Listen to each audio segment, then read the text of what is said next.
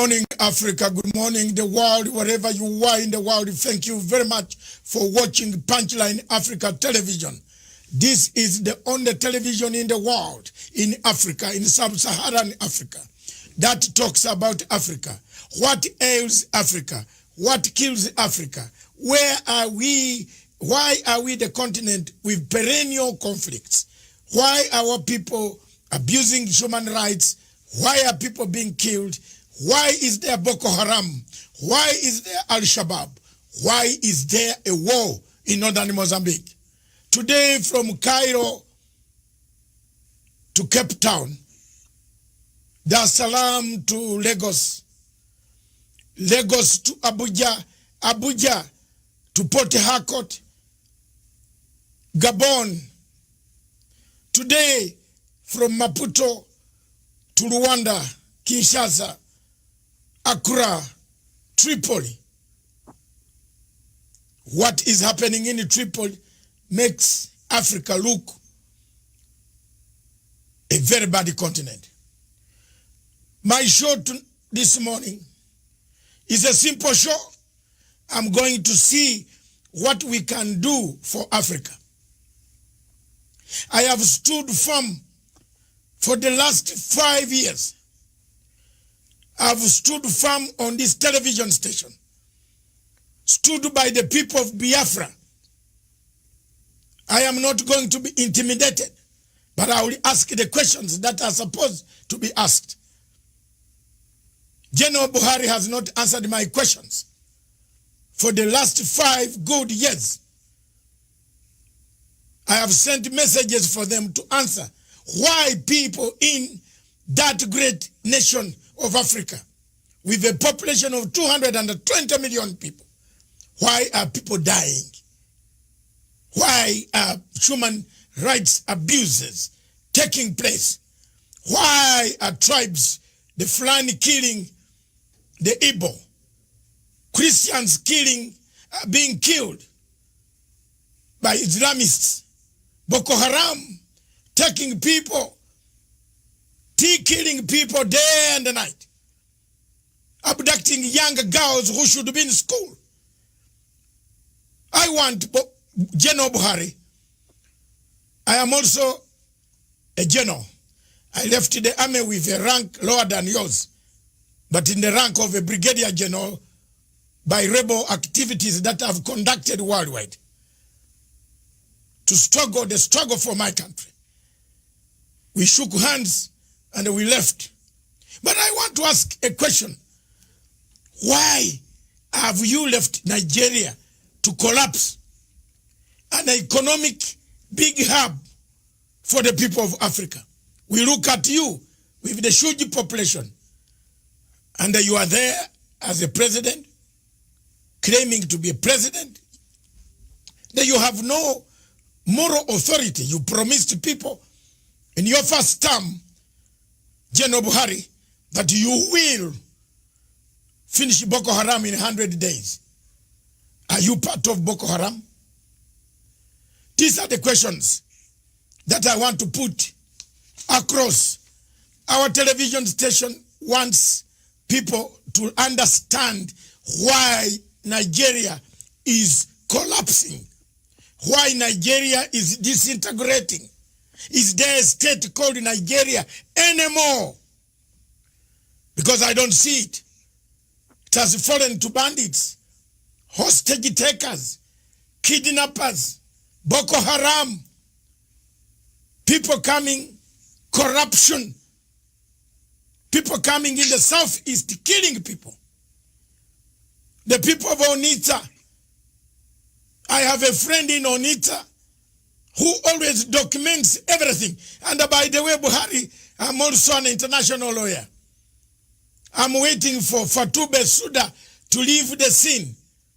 If they have spared you there, I'm going to take you there. I have a right as a citizen, as a member of the United Nations, as a member of International Criminal Court. My country has signed a signatory to ICC. I'll deliver you there. It doesn't need a Nigerian to deliver you in the ICC. So take notes on this show. and understand we are not joking. You might joke with Nigerians whom you cut their limbs off every day. But some of us are going to take serious international channels to make sure that you land in, whether you wait as a president today or a former president, you will be answerable to the atrocities that you have committed against the people of Nigeria and the Biafran people. Thank you very much. My guest today in the studio, whom I'm interviewing, this is the general headquarters of Punchline Africa Television.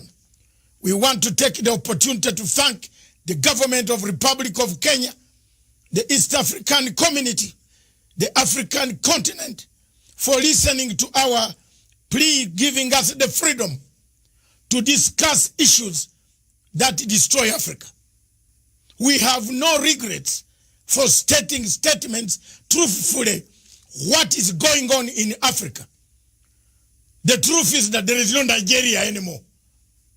And if Africans are waiting for Nigeria, and they go to AU and they say, we have Nigeria, we have Buhari, maybe we have Buhari 6.1 feet, but we don't have Nigeria. I have no good words. His Excellency, President Buhari, has to pull up his socks.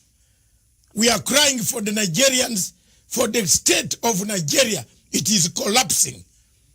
The killings, the murder, the rape, the defilement, the destruction of property, the slaughter of youth, because of one thing they ask for, freedom to express themselves, is what makes me very upset. But let me cool down and I come to my guest. My guest today is Mr. Mazi Nnamdi Knau, the leader of indigenous people of Biafra. Welcome to the show, Mr. Nnamdi Knau. Thank you. Thank you very much, sir, and thank you for having me on your wonderful program today. It's an honor I've been looking forward to for a very long time. For very many years we've been watching you, and I'm glad to be here today. Thank you very much. Today we are honored, and we want to start off by giving you a chance for us to know you, because many of my people in Kenya, and as you are aware, Kenya is the chairperson of Africa Peace Security Council. The authorities in this country, Kenya, are watching. They want to know the difficulties that you have. Two, Kenya also has a lot of Nigerian refugees who have come to Kenya to apply for asylum, especially from the southeast of the Biafran area. They are here, and we should not keep quiet and tell lies. There are many here. They want to know in East Africa, in Uganda, in Tanzania, in Zimbabwe. I've found very many of them. Zimbabwe has given them a lot of asylum. We want to know you. Who are you, sir? I am Mazi Nnamdi Knau, the leader of the Indigenous People of Biafra, IPOB. I represent every aspiration and hope that over 70 million people harbor all over the world. Our job is to restore Biafra in peace and not in pieces by seeking a very simple route via a UN-supervised referendum or plebiscite, as the case may be. We are here to restore our land to the way it was before the white man came. What we are doing is nothing against Nigeria per se. What we are trying to say is Nigeria as presently constituted is not working, and we are doing all we can to try to raise the levels of human development, of our understanding, education, health sector, the economy, and all the rest of it. If we continue to remain in Nigeria, not just are we going to suffer, but the whole continent of Africa is going to suffer as a result, as a consequence of the ineptitude, the corruption, the backwardness, the retrogressive mindset of the people who are presently in charge of that very place. Initially, most people tend to see us as not being Pan-African enough. I am a Pan-Africanist. I believe in the unity of the African state. My preference will be for Africa to have one nation, one government, one people, even one language if it is possible. I am a subscriber to the very fine influence of Kiswahili amongst the people of East Africa. And I wouldn't mind if that were to be the lingua franca for sub-Saharan Africa. I don't mind at all. But we must face reality and we must face facts. We as Africans are tribal by nature. We are ethnic by nature. That is why every Christmas, every Easter, every celebration that we have, we go back to where we come from. We go to our villages, we go to our towns. That is who we are. And we're not going to deny that. What we are trying to do is to reassert who we are before the white man came and destroyed every vestige of honor and dignity that we once had. And in Biafra, we are going to restore that. And from Biafra, the rest of Black Africa will also be free. Thank you very much. Thank you very much for explaining the position of Pan-Africanism. Because critics talk about, as much as we are Pan-African station, we always talk about Pan-African unity. But I've argued my case before the AU, and they said, you cannot talk of Pan-African unity. One part of Africa is bleeding. How that cannot be? In Nigeria, there's one part bleeding. In Gabon, Cameroon, there's one part bleeding. We can't talk about Pan-African and leave people who are bleeding. I am happy that you have touched the word Pan-Africanism. Many Africans, including your former leaders, have said Nigeria needs rearrangement. I picked something from you. I want to see this rearrangement. What is this? Babangida, former President Babangida said Nigeria needs a rearrangement. Yes. Because it can't work anymore. The marriage cannot work. It is true that the marriage cannot work. It is true that the people, the Ipob, are discriminated. When they go to Abuja, they are told go home. Where yet the home is Nigeria. Abuja is Nigeria. I've done investigative work undercover, and I've discovered all these things I'm not being told by you. But I've been with my Nigerian people who have actually ended up being discriminated in their own country. So given this scenario, I want to find out from you, from what perspective do you think Africa should come in, the whole of Africa should come in to bring the plight of the Biafran people, the indigenous people, whom you have been fighting for? How do we come in as Pan-Africans? How you can come in is by doing what very courageous leaders in Africa did in relation to the case of South Sudan. Because in the case of Nigeria, the center can no longer hold. Everyone knows, the whole world is aware of the fact that we are ideologically, psychologically, culturally, religiously, and socially diverse. There is no meeting point. It's a very good thing that you talked about East Africa, for instance. In East Africa, there is some semblance of cohesion because Kiswahili is the lingua franca. Perhaps somebody from Uganda may understand somebody, or let's say some people from Tanzania. Some Tanzanians may be able to understand somebody, let's say, from Rwanda, because they speak the same language, they have the same understanding. So that is the basis for building something called a national cohesion. In the case of Nigeria, that is conspicuously absent. It doesn't exist. Now, the fact of the matter is this. Africa, the way it is presently set up and constituted, are merely colonial constructs, where you have people coexisting happily together. Perhaps they are very fortunate. In the case of West Africa and Nigeria in particular, I have nothing, and I repeat, nothing in common with your average Fulani person. I have more things in common with even a white British person than I do with a Fulani person. I mean, we have nothing in common. Their value system is markedly different from ours. We cannot see eye to eye. I give a very simple example. The recent case of the banning of the movement of cattle on foot in the southern part of Nigeria, for instance. In the north, that is a normal thing for them to have.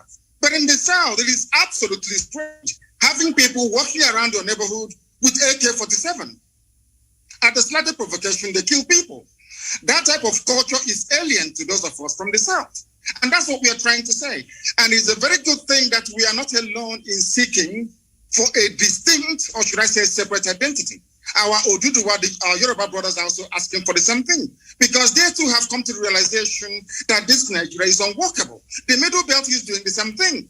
It is not born out of hatred for anybody. That is the mistake that people keep making all the time. Most analysts and, should I say, news journalists tend to think that somehow we hate Nigeria. Of course, that is not the case. What we deplore, what we detest and cannot live with is the level of hypocrisy, the level of ethnic jingoism going on, being, of course, perpetrated by the Fulani people. And this is what I want all Pan-Africans to be able to see, that Biafra will be there piloting and moving the affairs of the whole of Africa forward.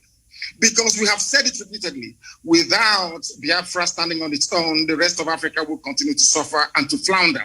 And for us to be able to get to where we are supposed to be to, there has to be a very comprehensive and holistic rearrangement of the present state of Nigeria. You are well aware. I ask you to go and read at the comments and statements coming from Katina Lang, the British High Commissioner to Nigeria, for the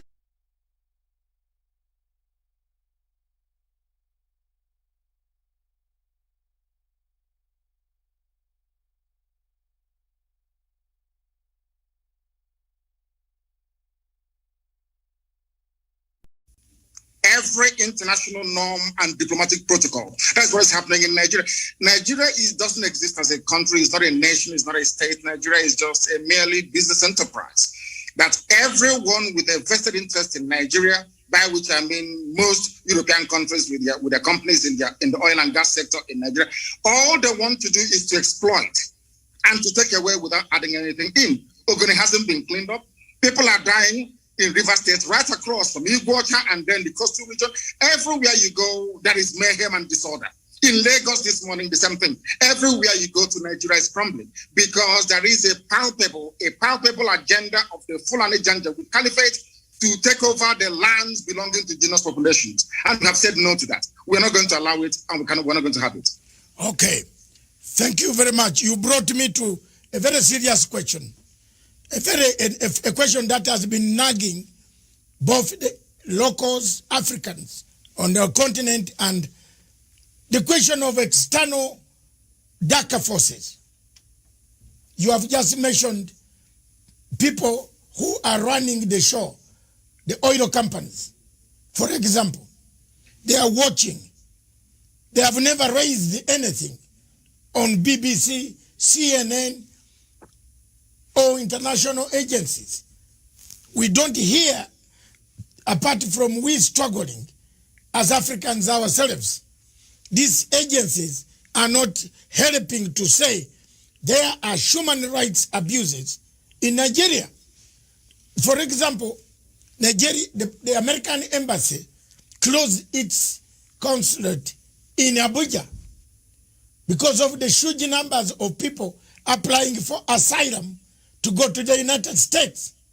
But American embassy did not go far, and the American government did not go far to condemn and put sanctions on Buhari for failing to contain the malaise that has killed Nigeria.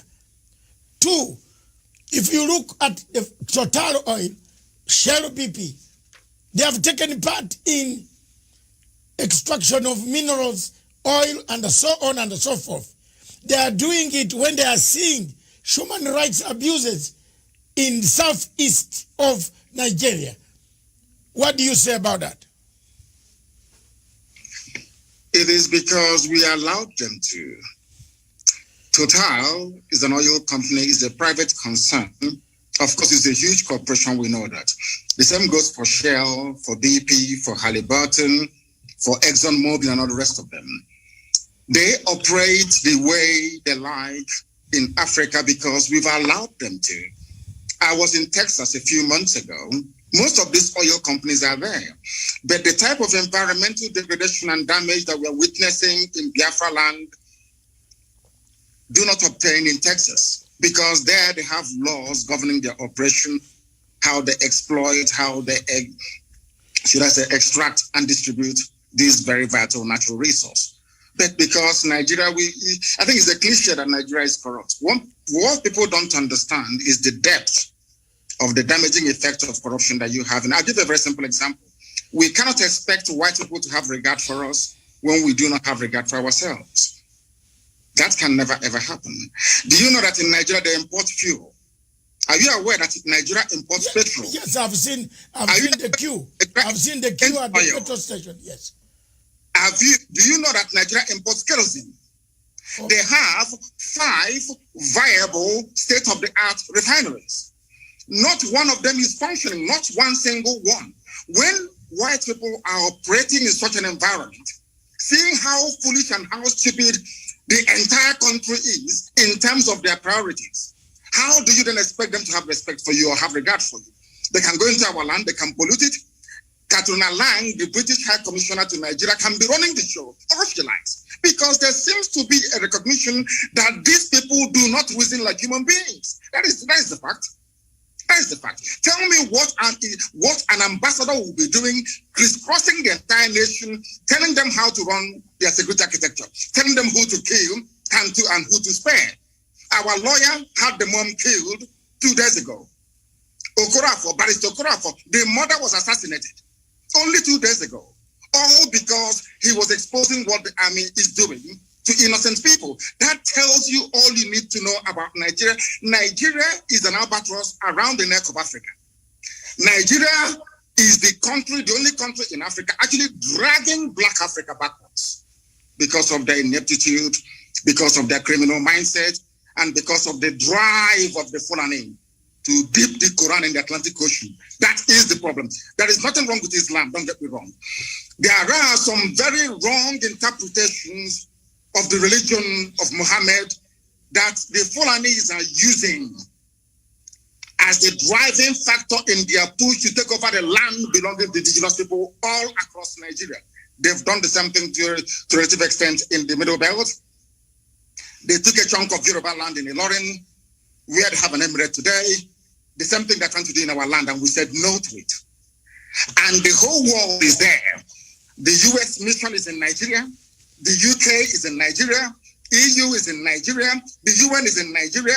And there is wholesale murder and slaughter of people going on in Biafra as I speak to you right now. This very minute. The same people, they claim they know where Boko Haram is from where they launched the attack. The same country is openly supporting ISIS in West Africa. Go to the newspaper pages yesterday, you will see it there. Nigeria government actually supporting ISIS to take over the terror franchise from Boko Haram. They're not hiding it anymore. There's a terrorist who is there as a minister. Now tell me which country in the world will allow a terror sympathizer to be a minister of state only in Nigeria. How can such a country be allowed to exist? Because of what some corrupt people are gaining in America. Because of what some corrupt individuals are gaining from Europe. Because of the corrupt tendencies of Katrina Lang, who is the UK High Commissioner to Nigeria. That is what is happening to us.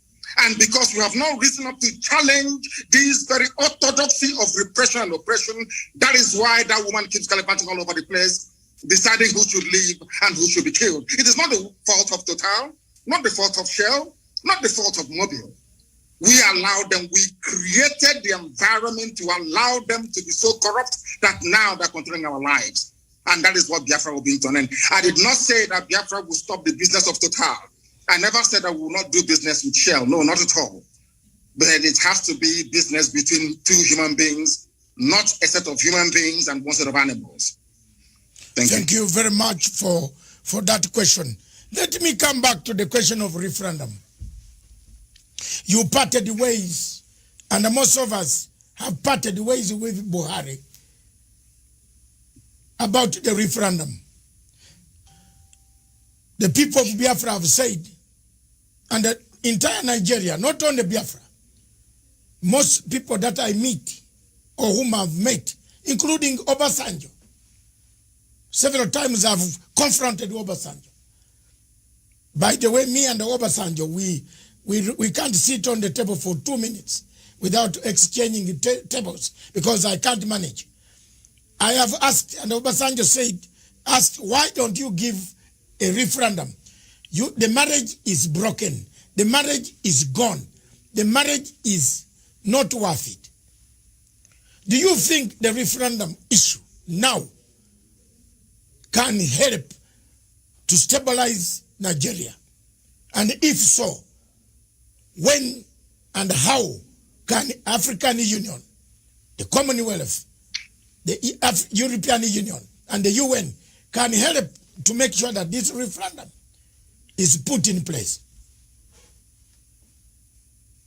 The only way to go is a referendum, because I am a Democrat at heart. I believe that the democratic will of the people must be expressed at all times, and that is the basic governing principle of any viable society.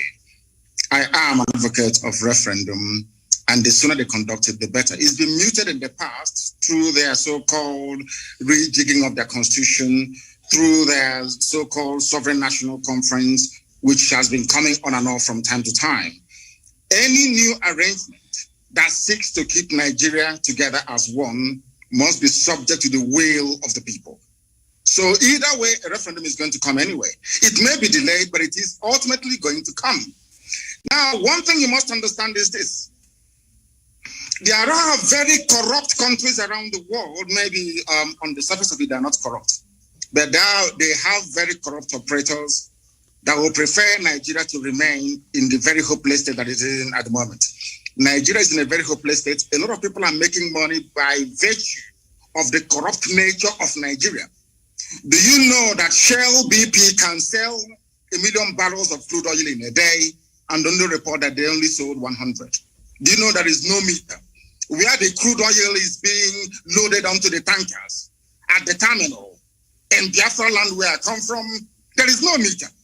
You can take as much as you like and declare whatever you like. These interests want to keep Nigeria one. Every ambassador to Nigeria gets a welcome handshake of $1 million. Once you're posted to Nigeria from a well-to-do country, so to speak, the ambassador is bribed immediately there and then. That is how you start your work. You will not believe what I'm about to tell you. Do you know that the U.S. ambassador to Nigeria organized, or should I say, convinced the Biden administration to allow the U.S. military to come for an exercise in the Gulf of Guinea in order to checkmate Biafra and Ambazonia, freedom fighters? The same people did not go to the north, where they have Boko Haram, where they have ISIS, where they have Ansaru, where they have Fulani headsmen terrorists. People tormenting, killing, raping, kidnapping, and pillaging on every blessed day they do this. Do you know that it is not the recommendation of the U.S. ambassador to Nigeria that U.S. must commit their troops to the north? But they are in the Gulf of Guinea, exercising, saying that we're there to fight crime both on land and on sea. But there is no crime going on. The places where the crimes are going on are all in the Sharia north. And I want to bring you back to this idea of referendum once again. Do you know that the Northerners, the Fulani people, they agitated for Sharia in the 12 northern Fulani-controlled states of Nigeria, excluding Middle Belt? Do you know that your good friend, as you are saying, Obasanjo, gave it to them? It's not my no referendum. They're your good friend because I hate him more than you do. Okay. The man is a joke. Let me tell you this. Do you know that the Fulanis campaigned, including Buhari, of course, the late one who is in Saudi Arabia somewhere in a shallow grave?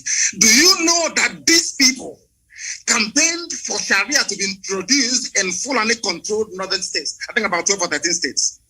There was no hoo-ha. Nobody opposed them.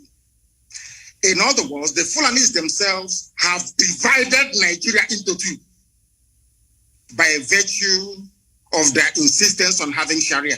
That is why today the Chief Justice of Nigeria is a Sharia lawyer, not a secular lawyer, not a secular judge, a Sharia court judge elevated to the position of the Chief Justice of a secular federation. Now you tell me. Your Excellency Nnamdi Knau, is this the man, the Chief Justice, who said his papers were eaten by termites?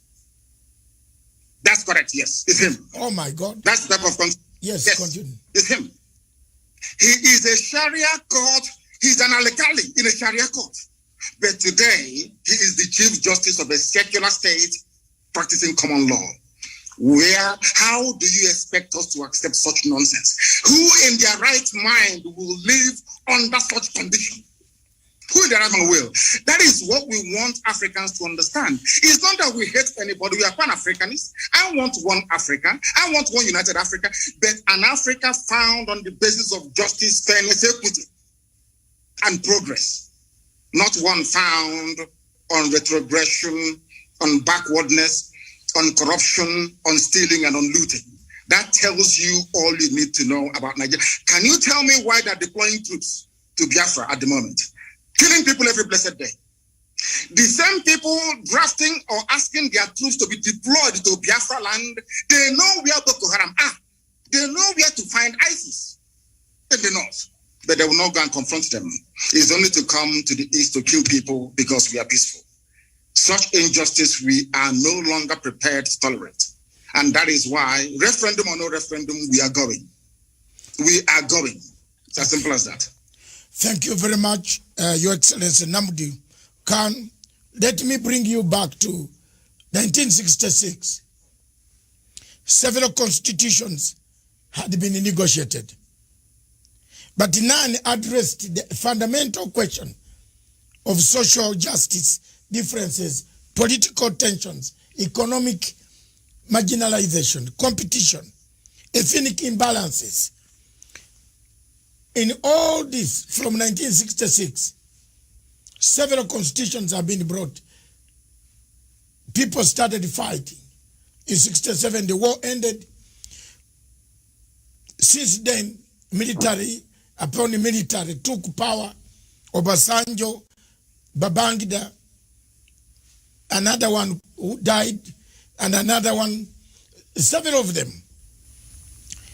The changes, nobody has been mentioning what ails Nigeria. At the center of it, it looks like you are mentioning it now. I can see, any observer on Nigeria can see your plight, just as we can see the plight of many African countries. When you talk of 13 states having Sharia law, a Chief Justice who says his papers were eaten by termites becomes the Chief Justice based on Sharia law and using common law. Now, should the changes be made and should the adjustment be made, is there any hope that Nigeria remains alone? This is a question from a very senior head of state in Africa. He has asked me just now, I should put it to you. It's from southern part of Africa. Can Nigeria remain together in case these are addressed? Yes, sir. It is up to the people of Nigeria to decide if they want to be together or not. During a referendum or a plebiscite, I'm only entitled to just one vote. Only one vote. It is now left for the people to decide what to do. That is why we said to Nigeria, we don't want to break away unilaterally. We want it to be done with the consent of the people. And during the early life of this APC terrorist regime in Nigeria, they did actually mute the idea. They discussed it among themselves that whatever new arrangement is being proposed must be subject to the will of the people. I will say to that question, let the people decide. Anything they decide, I'll go with it. anything that people come together to decide, this is what we want to do, I will submit myself to, because I am a Democrat. What I'm trying to say is that the present condition of Nigeria is no longer tenable. It is no longer tenable. It cannot be tolerated any longer. And that's why we're doing what we can legally and legitimately to bring it to an end. Okay. Let's come to African Union. President Uhuru Kenyatta is the chairperson of Africa, or Kenya is the chairperson of African Union Peace Security Council. He is the chairperson of all peace and security arrangement in Africa. He is also a member of United Nations Security Council, representing Sub-Saharan Africa. He has huge numbers of Nigerians seeking asylum every day in Kenya, Uganda, Tanzania. What do you want him to hear? What do you want him to hear now?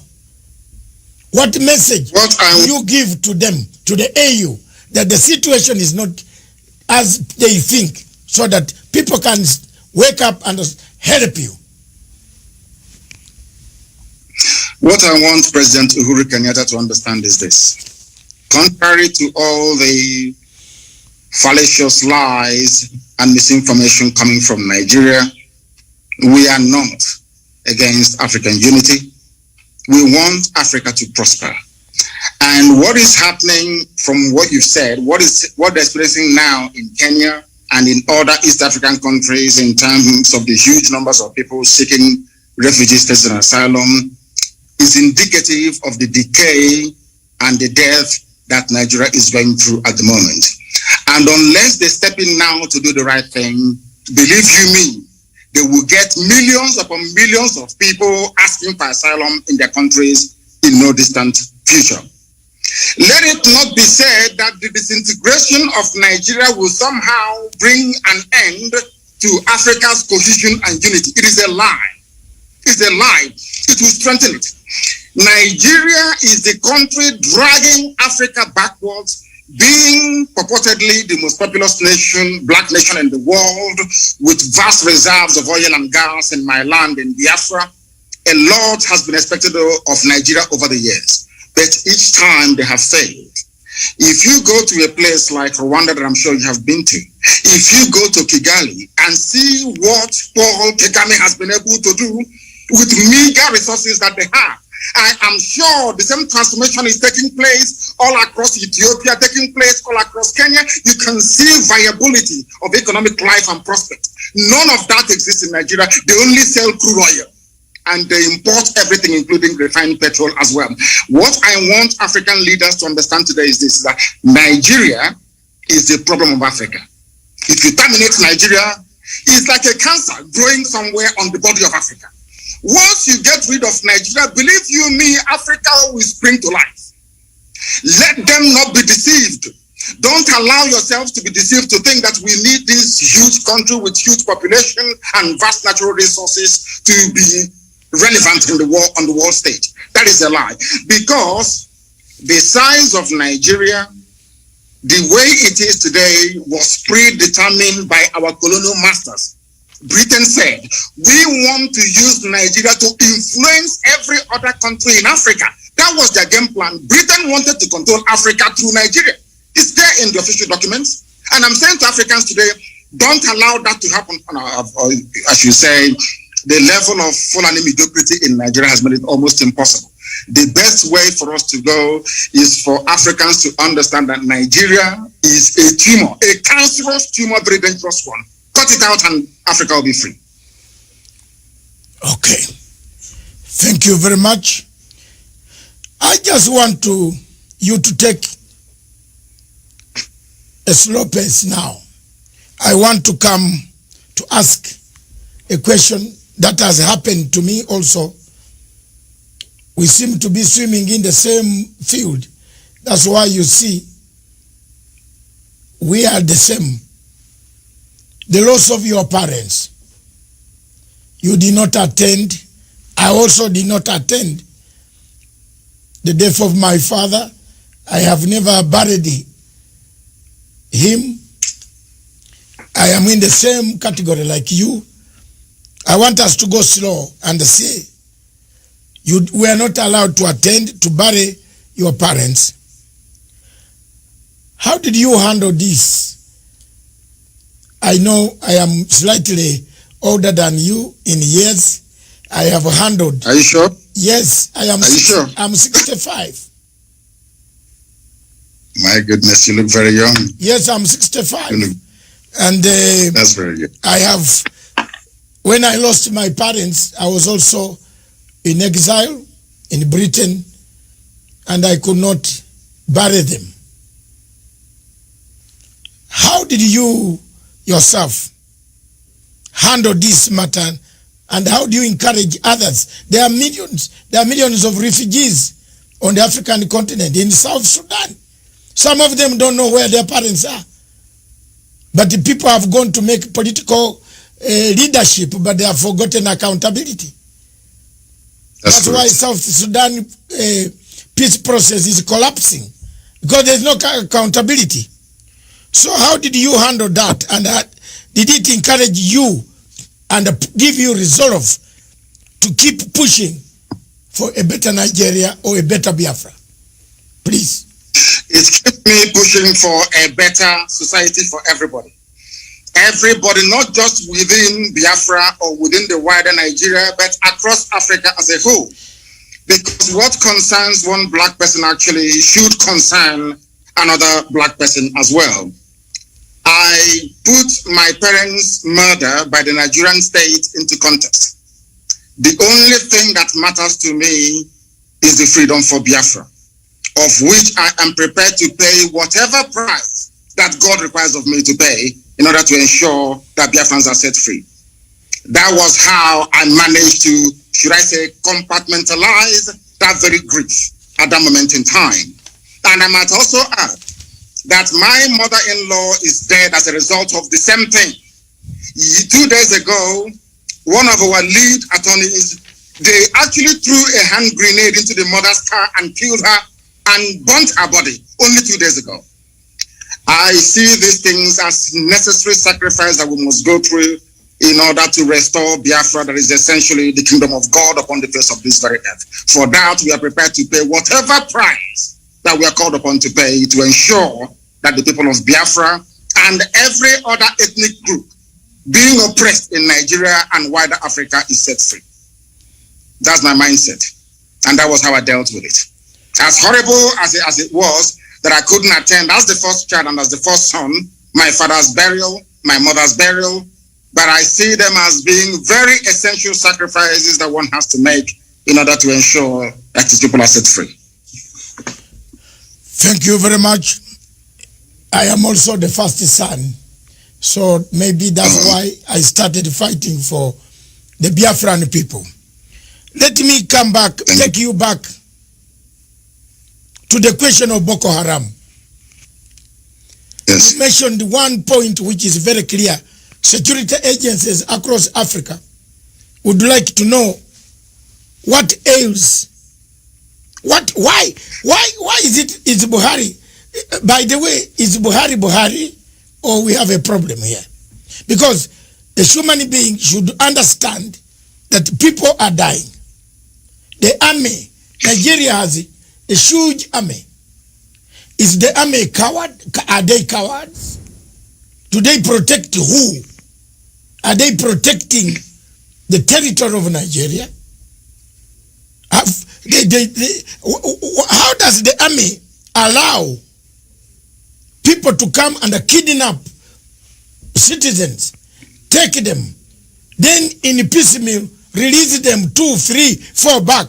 Who are these? Is it an internal collaboration between the army, Buhari, and his generals? Who is commanding this army? Surely the army that cannot even rescue 5 students from girls who have been abducted. What type of army is this? Is there a bigger thing than Boko Haram? I have been requested by another reader from Tanzania to say, why is this Boko Haram menace never cleared? Why is Nigeria not asking for external help to come in to help them? Is it because they want it themselves? Please shed some light to our viewers. I want Africans to understand one fact today. The entire terror architecture in Nigeria is hinged on the political aspirations and hegemonic tendencies of only one tribe, the Fulani. We have no issues with the Hausa, the Bachama people, and all the rest of them. It is the Fulani. And this game plan has been in existence for a very, very long time, nearly 200 years ago. And they must execute it. I want Africans to understand that only the Fulani tribe alone financed and sponsored almost 6 terror groups exclusively by themselves. Before Buhari came into power in 2015, he said, at the height of the insurgency, an attack against Boko Haram is an attack against the North. I will leave that to one side. I want your viewers to understand something today, which previously maybe they may not have been aware of. Do you know that Boko Haram nominated Buhari as their chief negotiator in 2014-2015? Are people aware of that at all? Do you know that these same people only a few years ago said that these murderers and these rapists, they are our misguided brothers? Do you know that their so-called Sheikh Gumi, who happens to be very close to the presidency, I need you to understand this very clearly, the one negotiating with the bandits, are you aware that their recommendation is for ISIS and Boko Haram to merge together, that they can come south? I want these points to be noted by your viewers all over the world. So when you see these people, you ask them these questions. Do you also know that the leader of the dreaded ISIS in West Africa province, ISWAP, his name is Al-Banawi. Al-Banawi is the son of Yusuf Mohammed, the founder of Boko Haram. Do you know that this man was arrested around about the same time that I was in detention in 2015? Do you know that he was released without trial on the orders of the presidency of Nigeria?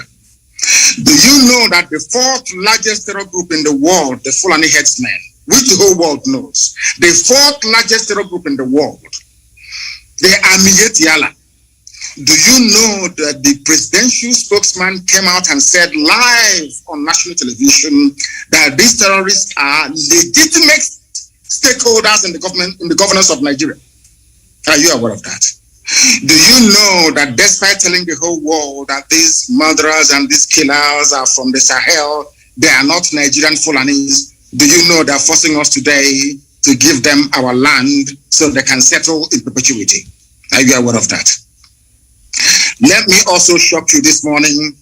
From the office of the Inspector General of Police of Nigeria, a letter came out titled Terror Elements to Expand Frontiers of Attack. In this very letter signed on behalf of the Inspector General of Police of Nigeria, of which Katona Lang and the US Ambassador are both aware. Here, they mentioned the specific places where they claim the leaders of Boko Haram are hiding. Understand this. I want the world to know that this Fulani expansionism is a well-planned, orchestrated move to take over the land of indigenous people and hand it over to marauding Fulani nomads across the Sahel. A letter from the IG of Police of Nigeria. In this very letter, they mentioned the names of the places where they felt or they believed their intelligence told them that these people are hiding. They did not send Nigeria army or police there to go and confront them. Instead, they sent them to Imo State. They sent them to Abia in Biafra land and gave them an order to shoot at sight. And I want you as a journalist, I want you as a lawyer to go back and investigate through the history of Fulani-funded terrorism and insurgency in Nigeria, try and see if there is any instance where the IG of police or the chief of army staff has ever said to the troops, shoot at sight anywhere in the north. It's never happened before, only in Biafra, a few days ago. That is to tell you that this is a well-planned pincer movement, basically from the east and from the west, in order to try to take over the geopolitical space of Nigeria for Fulanis across the Sahel. These are the things you need to ask yourself this question. You've been talking about Boko Haram, ISIS, all these murderers all over the place. Ask yourself this question. Has any Boko Haram been convicted before of any crime in Nigeria? Ask yourself this question. Now, let me put it to you Africans and to the whole world at large on this your program today. I know that a while back, Al-Shabaab attacked a few shopping malls in Kenya. Is that correct? Yes. Now, maybe you live in Kenya. You are now residing in Kenya. Is that correct? Yes. Don't worry. Yes, I am here. Now, how do you think Kenyans will feel if President Uhuru Kenyatta were to grant some kind of amnesty to Al-Shabaab to now say, Al-Shabaab, you know what? Come and become part of Kenyan army. How would you feel? I think the Kenyans will go to the streets. The Kenyans will catch the Al-Shabaab and will roast them on the streets. Now, let me tell you this. This is something that Africans don't know. Yes. Do you know that Nigerian army being sent to Biafra land today contains elements of Boko Haram and ISIS in it? Yes. Because they are now part and parcel. I've seen the reports, yes. Let me ask you this question. When people say we shouldn't fight the army or their police, how do we know who they sent to us? How can you distinguish between a terrorist in army uniform and a serving patriot in Nigerian army? That's the question I'm asking the whole world to answer. How do we know? They incorporated terrorists into their security architecture. How do we know who is who? Okay. How? Thank you very much, Your Excellency. Let's just take a short break and take water, because it is hot in here, and I think wherever you are is also hot. It is, yes. The interview is fantastic. It has generated one of the huge numbers in the history of Pan-Africanism and this television station. So let me take some water. You take some water. We resume in 2 minutes. Okay. 2 minutes. Okay, sir. On that question and the world, how do you differentiate between Boko Haram and Nigerian army? Simple question. When Boko Haram has been inscripted, that's better English, yeah. Inscripted in Nigerian army to come and kill the people of the southeast. That is the question on the table. When we return, this is Matsanga Africa perspective. In Matsanga Africa perspective, we look for hot spots. One of the hot spots is Nigeria. Is Nigeria disintegrating? Is Nigeria fragmenting to pieces? Is there leadership in Nigeria? Is General Buhari the general we saw 10 years ago? Oh, this is a different person. How can a leader allow his people to die? How can you inscript a Boko Haram to be a minister in your own government? Oh my God. Is there something wrong? A country that we all looked at as a country, the big giant of Africa. We saw everything in Nigeria. Now it looks like what my good writer, the man who wrote the things fall apart, Chinua Achebe, was right. The center cannot hold anymore. This state is going. Don't go away. Just we are returning. This is a fantastic show from Punchline Africa Television. We are interviewing to Punchline Africa Television. Our show is Matsanga Africa Perspective. In Matsanga Africa perspective, we look at what ails Africa, what kills Africa, what makes Africa be called a continent of savages. As we can see in Nigeria, that name cannot go away. Boko Haram is killing people, taking people. We have incorporated it in the system of the Nigerian army, brought them back without remorsefulness. They have not done any reconciliation. And they are then being hired to destroy and kill other people. We have invited, and we shall invite more people to talk about this. We shall invite any other person who wants to discuss the issue why Nigeria is collapsing. A state the center cannot hold anymore. With us in the studio and away taking questions from us is none other than the leader of Ipob, Indigenous People of Biafra, His Excellency Mazi Nnamdi Knau. Welcome back, sir. One question. Thank you very much. One question. Yes. After the break, we had to go for some water because it was becoming hot here.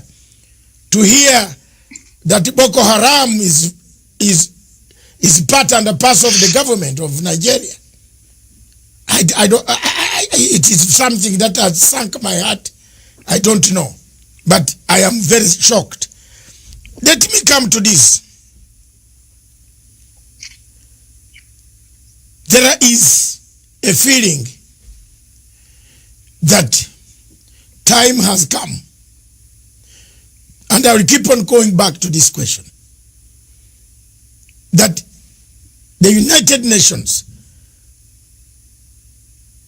the 5 permanent members, are part and a parcel of your problem. Now, because you can't exclude any, China is already in Nigeria also. Russia is in Nigeria. America has been there. Britain is there. France, through Total Oil, their presence is there. And a candid question comes. We touched it, then we went away.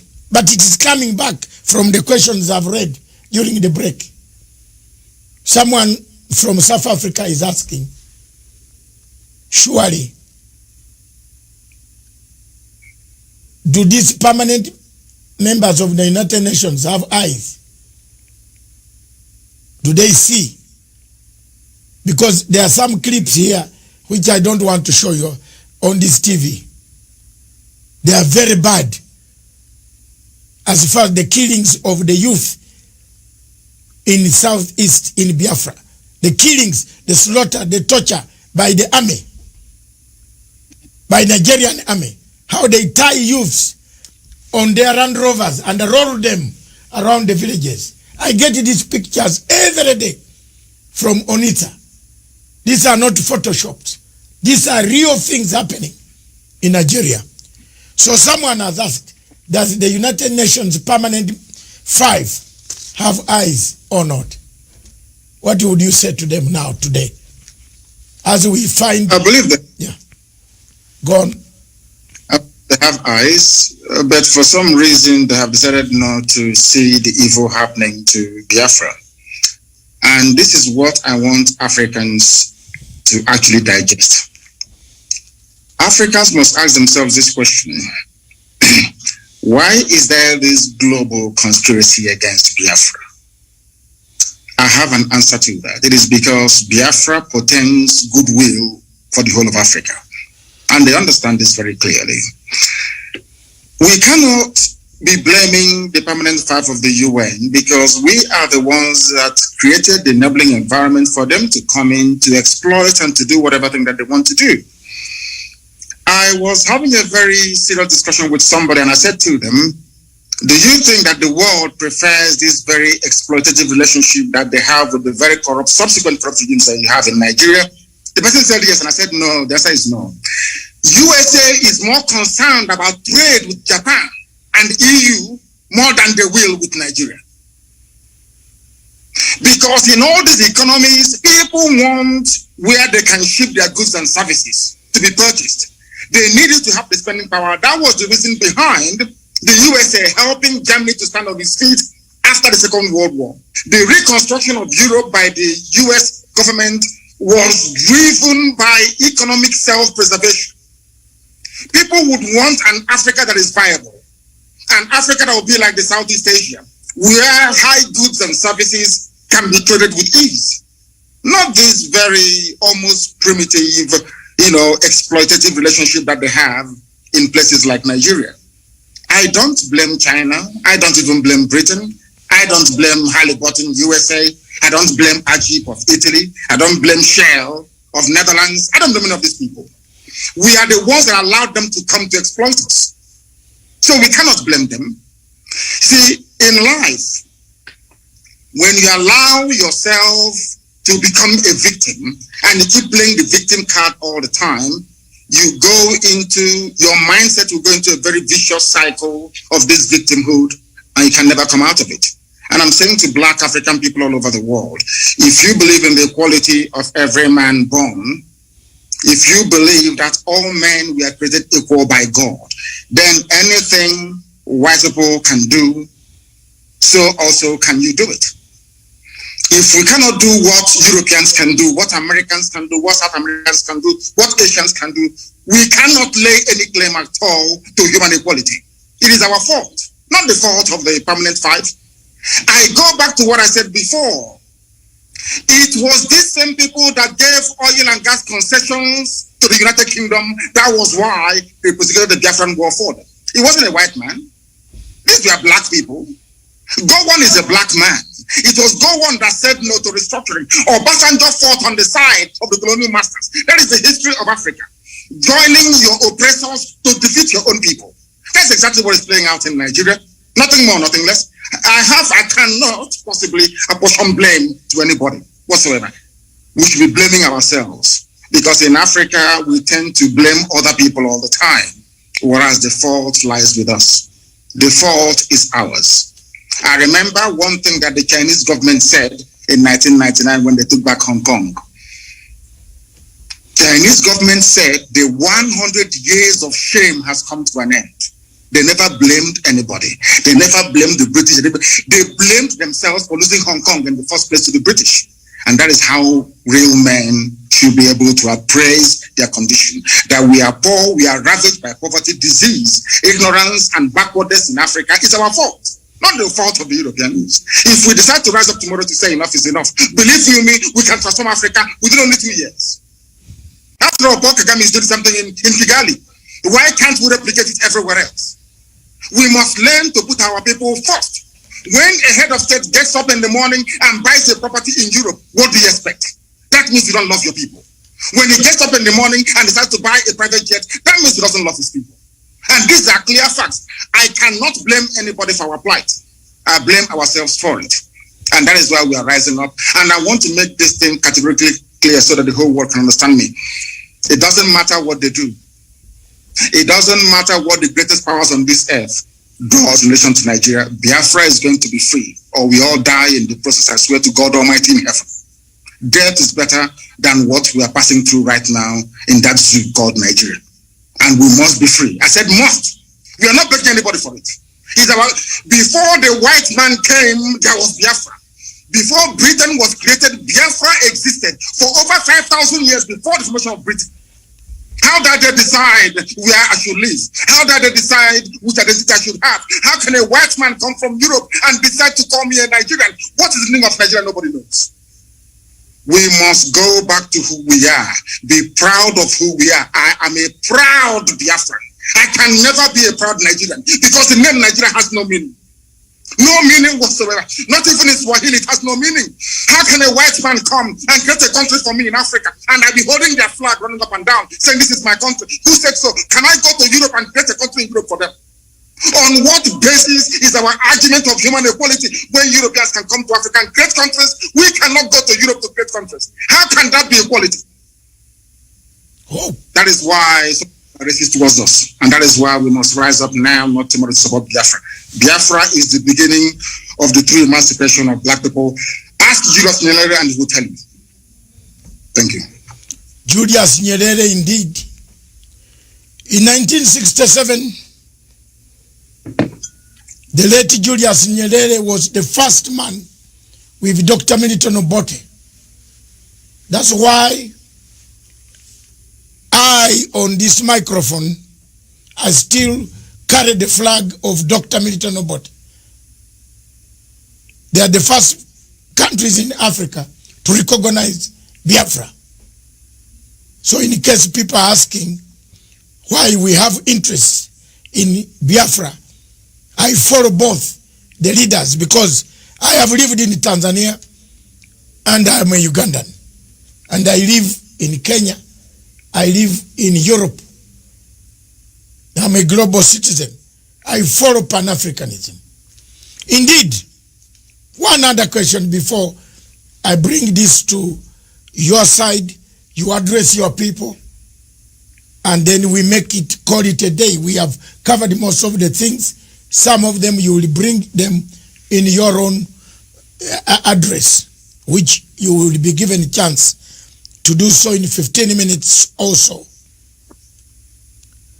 There are so many ways, constitutional ways, of struggling for freedom. I believe you know where I'm going now. Yes. We have tried. For over 10 years you have tried. You have done so well. You have awoken the people and said, wake up. We are being slashed one by one. Buhari has allowed people to buy daggers. You know, I saw my investigative journalist came across 100,000 daggers. How do you buy daggers for who? You import daggers. Are there so many cows to slaughter in that place? I looked at it and said, these are daggers to come and kill other people. If the constitutional route of referendum fails, what other constitutional means would you use? We insist on constitutionality. Yes. And we are going to have it. When Reverend Dr. Martin Luther King started to try to rearrange the social order in America, some people felt it was impossible to do, but eventually he succeeded.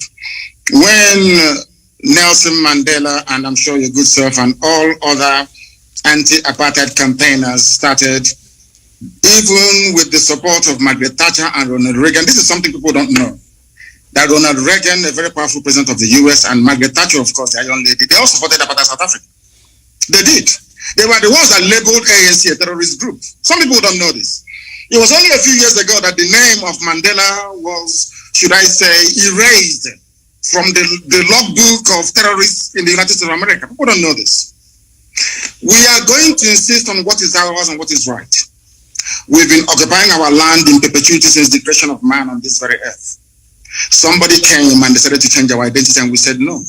The person said, okay, if I'm leaving, I'm going to hand you over to a more brutal caretaker, which are the Fulanis in this case. And that is why they're killing us and killing us till tomorrow. I want to draw your attention to something very, very critical. The order given by the Inspector General of Police of Nigeria to predominantly Fulani soldiers and Fulani police people to go to Biafra land to kill people. Had this announcement been made by any other police chief anywhere in the world, believe you me, there will be someone to appear in here the next day. I want to read for your audience. I'm going to quote him verbatim what he said. The IG of police in Nigeria said, he's a Fulani man, mind you, don't mind the media shout, do the job I command you. If anyone accuses you of human rights violation, the reports will come to my table and you know what I will do. So take the battle to them wherever they are and kill them all. Kill Biafrans all. Don't wait for an order. What another order are you waiting for when Mr. President has ordered you to shoot anybody carrying AK-47 assault rifle? Quote me, even a dead policeman can be tried and dismissed from the force, and his family will not get his benefits. And this is from a police chief. Do you know the funniest thing, or should I say the most astonishing thing of all? The EU has a presence in Abuja, in Nigeria. The British High Commissioner is there, Katuna Line. The US Ambassador is there. They've not said anything at all. In other words, that leads us now to believe that exactly what happened between 66 and 1970 is about to happen again, which is kill as many Biafrans as possible. I want all Africans to understand this, that this very policy of genocide and slaughter is sanctioned by the US Ambassador in Nigeria, sanctioned by the UK of all people. Tomorrow they'll be singing songs of praise about human rights abuses, what China is doing, what is happening in Gaza, what is happening in Rohingya. But in Nigeria, they sanction the killing of Biafrans in broad daylight. What sort of justice is that, I ask? And I want Africans to know, to ask themselves this question: why is it that the USA and Britain wants this very tiny country to be squashed and killed? What is it that they have that is driving them so mad? Because the future progress of Africa lies in the land of Biafra, and they do not want black people to be developed. That is why they're doing what they're doing. Look at a whole, should I say, high commission running all over the place, telling the country how to be run. The same things that Kwame Nkrumah, Julius Nyerere, Azikiwe, all of them, Patrice Lumumba, Jomo Kenyatta fought. The same thing that Mandela fought. Black people are now tolerating it. The same thing we are fighting. We want independence, we want self-rule. Today, this very morning or afternoon or evening, one woman is crossing the whole of Nigeria, telling the Nigerian police who to kill, telling them who to shoot at. Now tell me how I can be in a country where the chief of police have targeted my people for extermination and the whole world is quiet. Tomorrow they'll start blaming us for one thing or the other. But we're not backing down because Biafra is coming, and I assure you no Jupiter can stop it. Thank you. Thank you very much. I just want to ask my final question. What does the future look like for Biafra? I'm interested in that. What does the future? Because let me come first. I've struggled for Sudan. My television and my TV struggled for Gambia. You remember you were listening to me when Yaya Jammeh switched off all television stations in Gambia. I took my satellite quietly in Gambia. And Yaya, with all the army, could not know that I was broadcasting from his own place. I took my satellite phone and we did help to liberate Gambia. I'm proud that South Sudan today, I played a part to call Dr. Riek Machar. You know, at the time, the people, Your Excellency Nnamdi Knau, think that when you interview a man who has a different opinion from the government, you are giving them platform. Yes, we must hear. When we talk, then violence will stop. If we keep quiet, then we shall perpetuate violence. So we should keep on talking. And I picked up a phone called Riek Machar in South Africa, where he had been put under house arrest. I shouted on this television to IGAD and the AU. I made noise to the British and the Commonwealth office.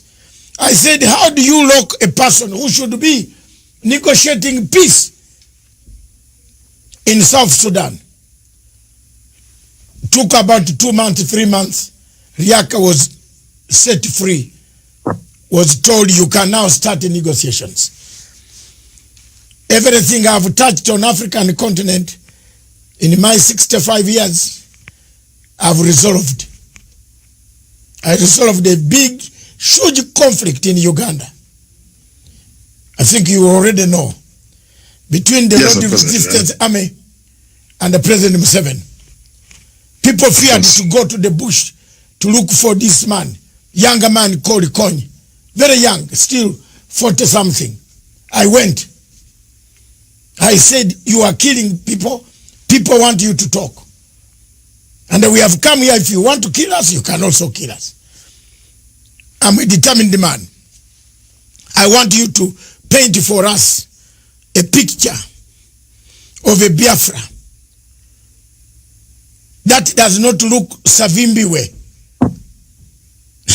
You know where I'm coming from. You have read the Savimbi history. I do. We give him everything, then he turns up, he misuses, he lets us down. Sudan, South Sudan, look, we give them time, Riak comes back, they fight again over power. I have been there for Cameroon, the Amazonian people. I'm bringing them again. Now they have several factions.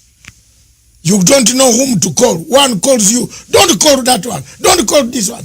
That, you see, these are things that worry me in Africa.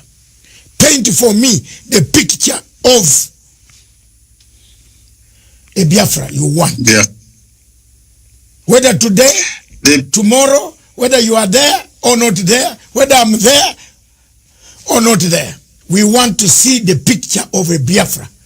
I love the people of Biafra myself. I love them with the bottom of my heart. From the bottom of my heart, I love them.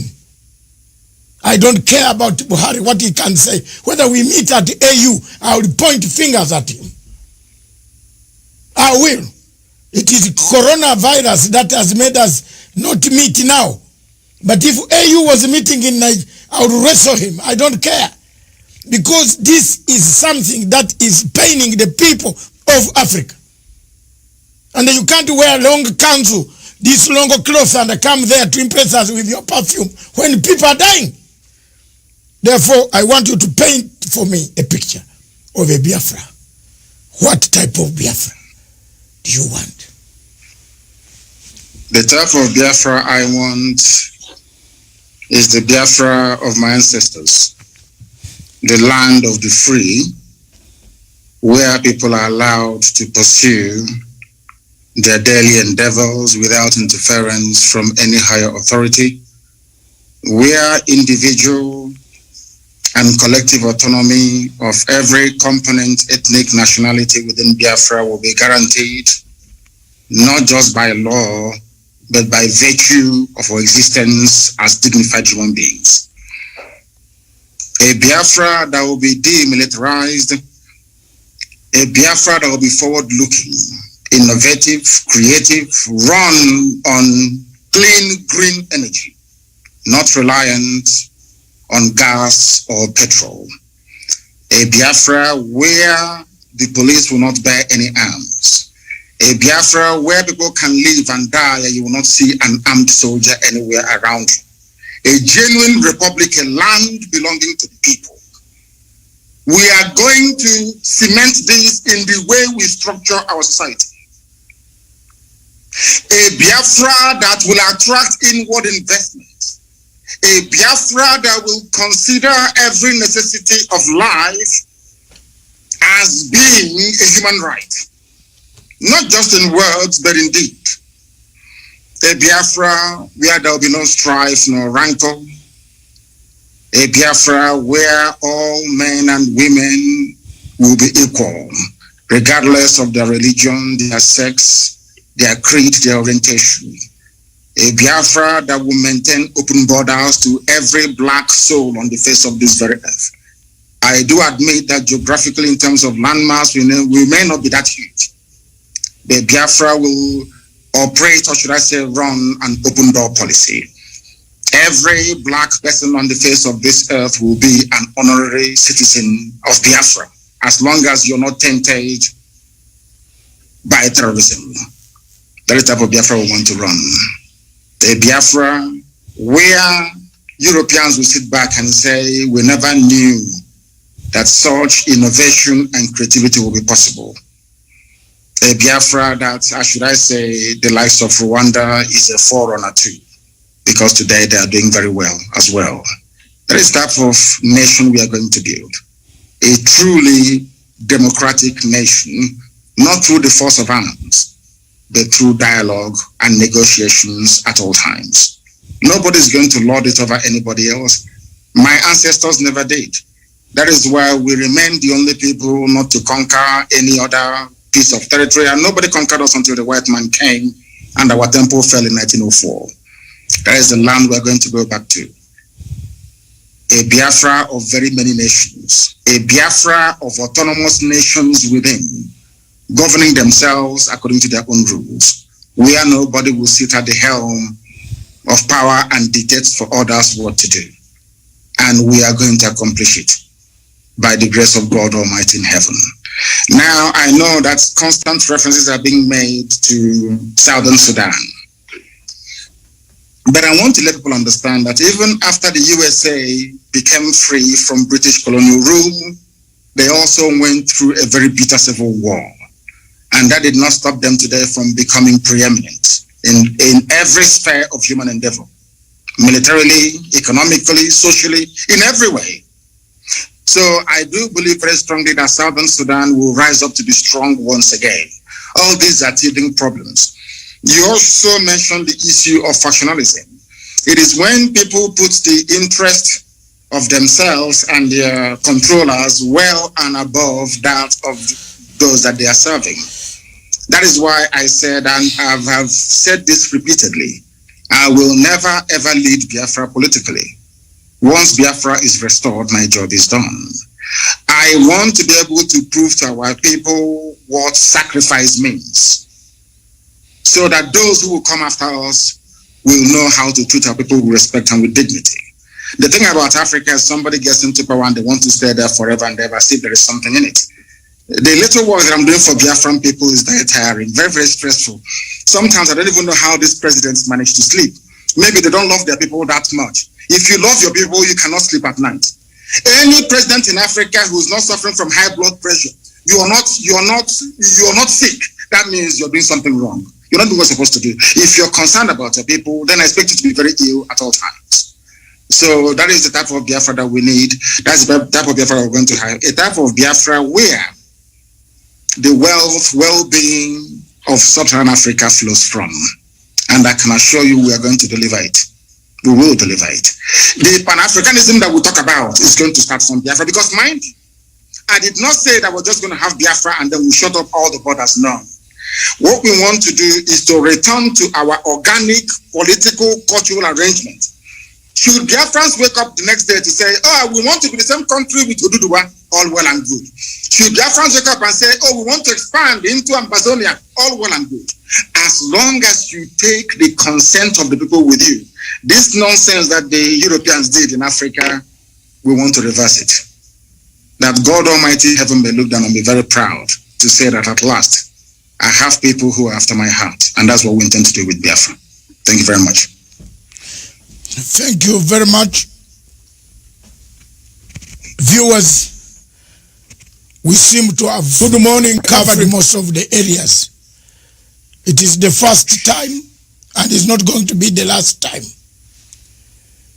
Until we liberate, until we achieve the objectives, the aims, the vision of a better people on the African continent. His Excellency Mazi Nnamdi Knau will return at one time to give us his other views. By then messages, today the leaders in Africa watching for your information, I linked this to South African President Ramaphosa. I linked this to, of course, the president here. His handlers are watching. President Emerson Mnangagwa Office of Foreign Affairs and his President's Office, they are watching. Several SADC members and the several African, Your Excellency, the Pan-African President in Kampala, President Yoweri Gakuta Museveni, he has added another name which is very complicated. He's watching. He's interested in the Pan-African views. They are watching. They watched. But I want now to calm down and slow down and give you a chance. Give you another 5 to 6, 10 minutes. Enjoy them. Tell your people the message. Send it to them. Billions of them, millions and millions of them. As we talk in Onitsha, in Abra, in all those places, in all those states, in Southeast, those who are suffering under the heavy, disguised Boko Haram terrorists who have invaded, they are embedded in Nigerian army, coming to kill people. Give them hope. Give them hope that salvation is on the way. Give them hope that tomorrow will be a better tomorrow. Give them hope that Africa is aware. Give them hope that the world is not doing nothing. What we have done today has enlightened so many people, so many countries that have Nigerian refugees who are fleeing because Nigeria is disintegrating. They are benefiting from this program. And it affects the security of the entire Africa. This floor is yours. Take it away. Thank you. Thank you. Thank you for having me on this program. I've been a very big fan of yours for very many years. And I have studied you extensively. Once again, accept my most humblest respect to you and to the entire crew that put this thing together today. I want our people to understand one very thing. At the end of this very race, Biafra is going to emerge. It doesn't matter what anybody does. And to our African friends and brethren, I want them to also understand this. We talk about Pan-Africanism. Pan-Africanism cannot take off without Biafra, because we do need a genuinely free country in Africa to be able to drive that very critical and important initiative. We are seeking to build a country that God Almighty in heaven will be very proud of.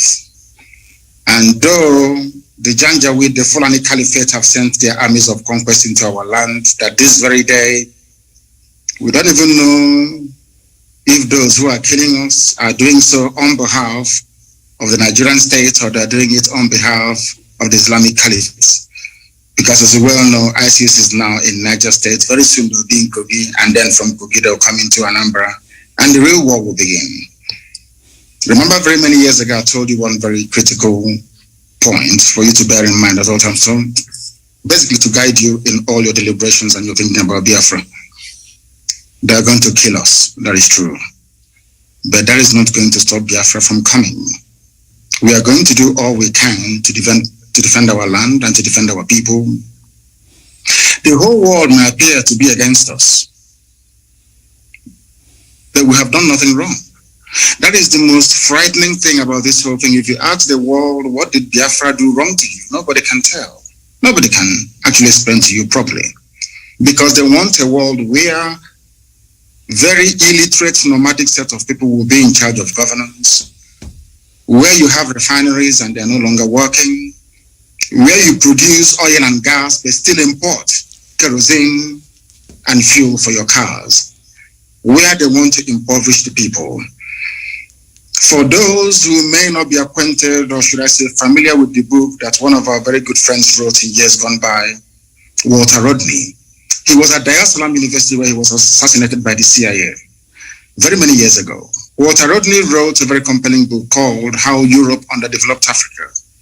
What we are witnessing today is precisely what he was trying to explain to us. If you allow yourselves to be taken over by greed, by self-preservation and the trappings that you find in North America and in Europe and in Far East Asia, you will never ever develop your land. We are fighting for Biafra that we may restore our lost dignity. We are fighting for Biafra that black people all over the world may be set free at last. We are fighting for Biafra not that we may have or commence the building of a large empire, not at all. We are asking for a Biafra where we can live and die with a semblance of dignity. Because right now people are dying, but there isn't any dignity. We must stand very tall and very strong, resist our enemies. That thing that we are thinking now that is impossible to accomplish very soon, you will say it. We must remain resilient. We must remain devoted. We must remain unflappable. We are not going to retreat, not one iota. If at the end of this race there is only one Biafran man and one Biafran woman left, may they continue to expand. They killed us, 5 million of us, after the war. After the war in 1970, we had lost 5 million people. But there we are still the largest ethnic bloc anywhere in the entire Nigeria. Because God is faithful. And at this very critical time, this very Elohim that we worship is not going to abandon us. I'm not saying we're going to fold our hands in prayer and fasting alone. No. We are going to do what we have to do to ensure the survival of our race. An attempt has been made in the past to exterminate us. The British supported the killing and the mass slaughter of Biafrans because of crude oil and gas. That Ojukwu told Harold Wilson, we cannot give to you. This resource belongs to the people, and that was the end of it. And he said, because of that, we're going to kill you. And sadly, Britain is still doing something till this very day. A supposedly civilized and advanced country, aiding and abetting the slaughter of an indigenous population because of oil and gas. Therefore, I'm asking all of you to remain very resolute, to remain very strong. Do not allow yourself to become distracted. We have almost won. As Dr. Matsanga said here a short while ago, we have awoken the consciousness of not just ethnic nationalities within Nigeria, but the entire African continent as a whole. We have won the debate. Now is the time for us to restore Biafra. And once that is done, believe you me, everybody will come to Biafra and to pay homage. Or should I say pilgrimage in this case. So we are winning. Many are dying, I know that to be true. A few days ago, we lost the mother of our very, very formidable barrister, Okorafor. But that's not going to stop us, because I know that they will kill us, we will kill them in the end. Biafra will come. And Biafra is very, very close. I want our people to develop the mindset of the Afghanis. Never say die. There were a group of people called the Mau Mau in Kenya. There were a group of people called the Kumeko in our land. These are the two people that forced the British to a standstill. Go and ask anywhere. And the remnants, of course, of Benin Kingdom, we must acknowledge them because they also fought very gallantly as well. We did not fight because we didn't like the Bible that the white man brought to us or the whiskey that accompanied it. We fought because we are free people. The time has come for us to restore the kingdom of heaven upon the face of this earth. The time has come for Biafra to be reestablished. The time has come for Black Africa to be free. The time has come for every Black person, regardless of where you are in the world, to stand tall and to say, I am an African. Remain very strong, remain very resolute, and may Chukwukika be with you all.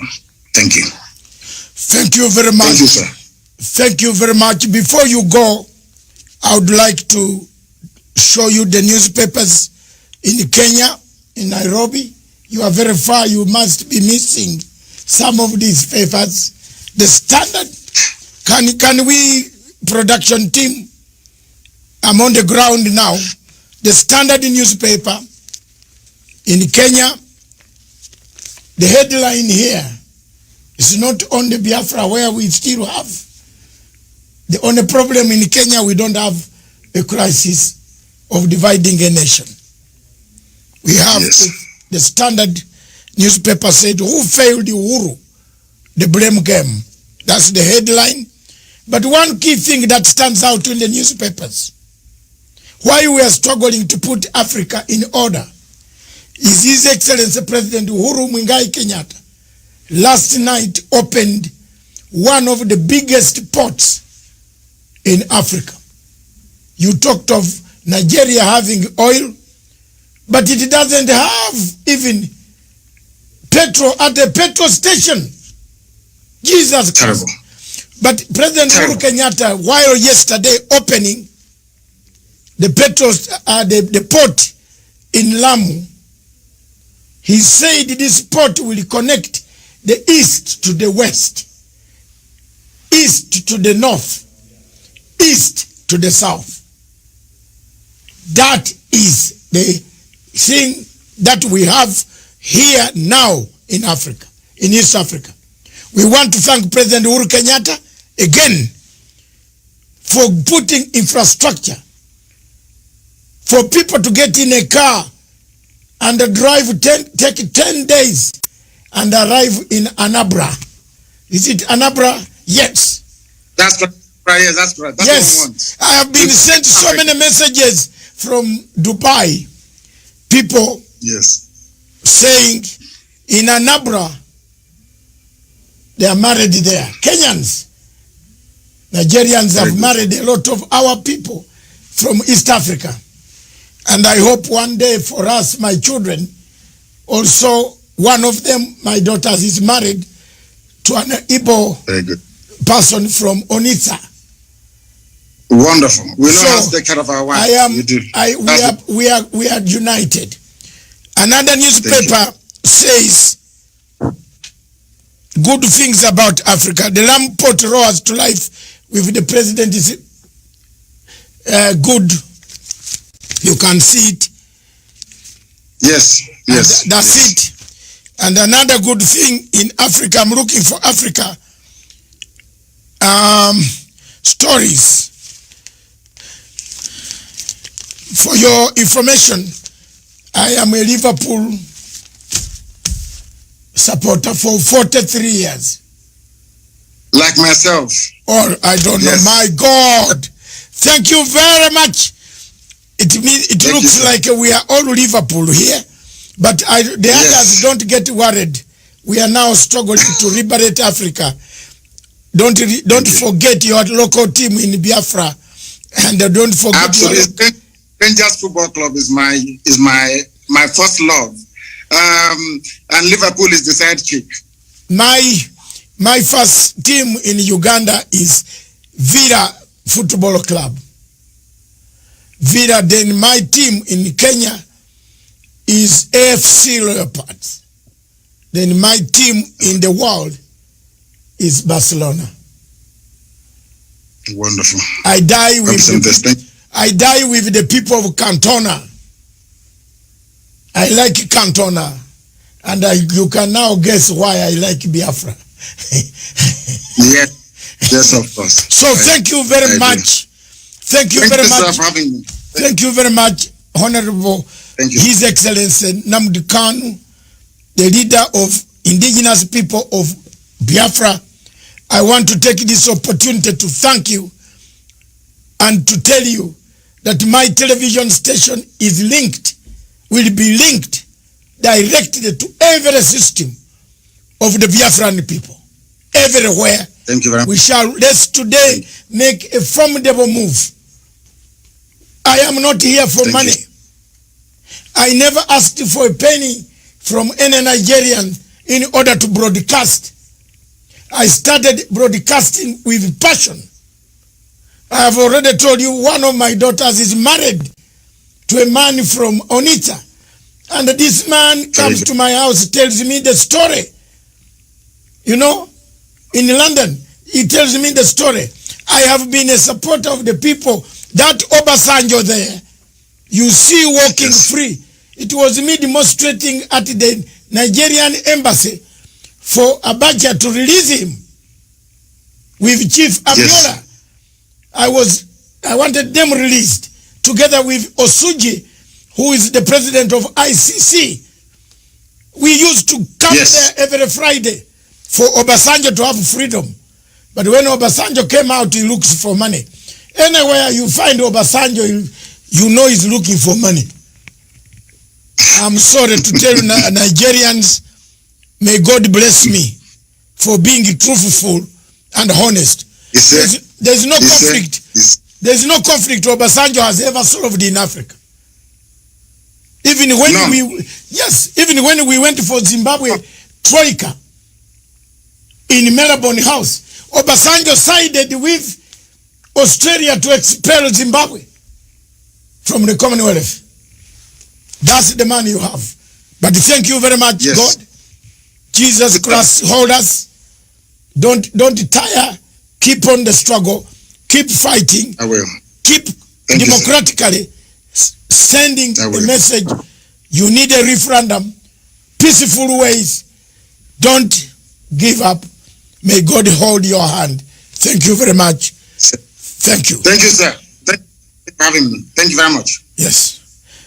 Viewers, this station, therefore, is for Africa, by Africa, with Africa. Long live Africa. Ciao.